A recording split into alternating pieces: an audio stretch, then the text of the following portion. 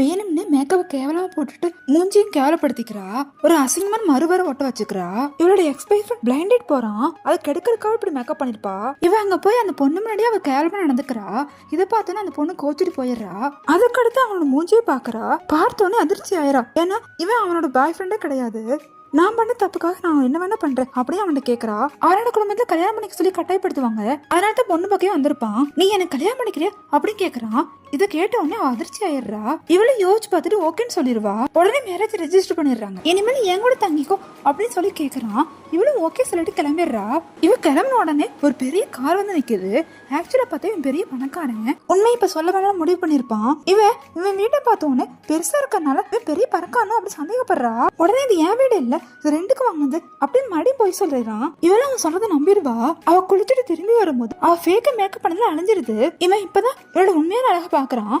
பார்த்தோன்னே மயங்கி போய் மூக்குல இருந்து ரத்தமே வர ஆரம்பிச்சிருது. இவன் ரொம்ப அழகா இருக்கனால இவன் பாத்துக்கிட்டே இருக்கான். இவனை பார்த்து சியோட பாடி கார்ட் அப்படின்னு தப்பா நினைச்சுப்பா. இவனோட அம்மா அப்பாவும் இவனோட வைஃப கேரட் தெரிஞ்சதுக்காக ஏழை கெட்டு போட்டு வந்திருப்பாங்க. அவ எங்க அம்மா அப்பாவை நல்லா கவனிச்சுக்கிறா. அதனால அவங்க அம்மா அப்பா இவளுக்கு ரொம்ப பிடிச்சு போயிருது. நைட் தூங்க அவன் கீழே படுத்திருக்கான். இதை பார்த்துட்டு மேல படுக்க சொல்லி கேக்குறா. ரெண்டு பேரும் ஆக்கியம் பண்ணிட்டு இருக்கும்போது தெரியாம கிஸ் பண்ணிக்கிறாங்க.